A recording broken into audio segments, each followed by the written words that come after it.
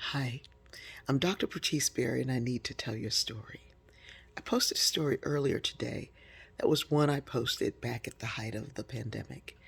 During that time, I asked myself, what do I know and what does my community need? I sat down at my desk and I began to write all the things that I felt that I knew, and then next to it, I wrote what my community needed. That helped me to look differently at that list. Purpose looks different in a time of crisis because sometimes what we think won't be needed is exactly what's needed in times of crisis. And so you have to look at it in light of that. When I first started out, I began to write everything that I knew, and I wrote down stratification, the unequal distribution of wealth, power, and prestige in a society, how much I knew about race and diversity, what I knew about history, what I collected, what I thought about, the way I saw things and the solutions that I thought that could come up. I wrote all those things down. And I sat and I thought about it. And from my own perspective, I thought, well, in this pandemic, people are not really going to want to talk about race unless it's in relation to the pandemic. They're only going to want to talk about how to get back out and what are the solutions, and we don't have any time to talk about race. And so, quite honestly, I looked at it and I said, well, I'll put all this that I know to the back and I'll work on these other things, bringing in this information. Well, I think it was maybe a week later when Ahmaud Arbery was tragically killed about 45 minutes from where I live. And so the conversation in our community began very early. And people were not trying to just check some boxes off.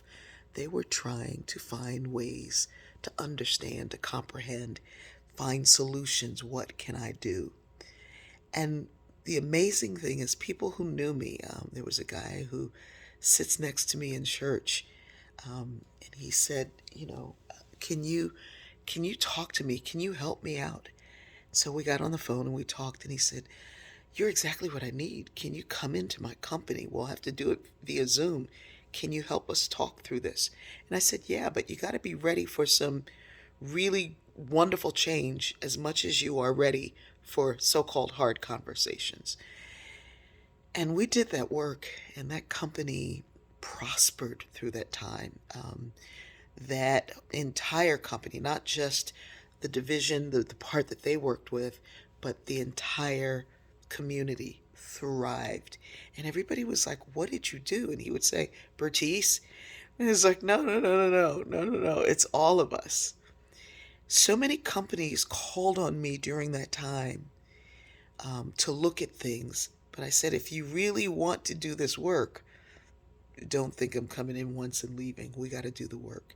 And we did. And everybody that I worked with, they're thriving now. And I'm still working with them because they said, hey, can you help us out with self care? I sure can. So, what am I saying to you today? I'm saying to you that a diversity of thought, but not only that, what you know and what your community needs now is really what you should focus on for the next week or so. What do I know? What does my community need? Especially if you're getting older, because when I look back at that story, I saw it differently. It gave me solutions and answers. Look back at the story I posted earlier, the older story, and then look at this one again. I love you, and I love doing this because not only do I help you see yourself better, it helps me see myself better and find better solutions. I love you.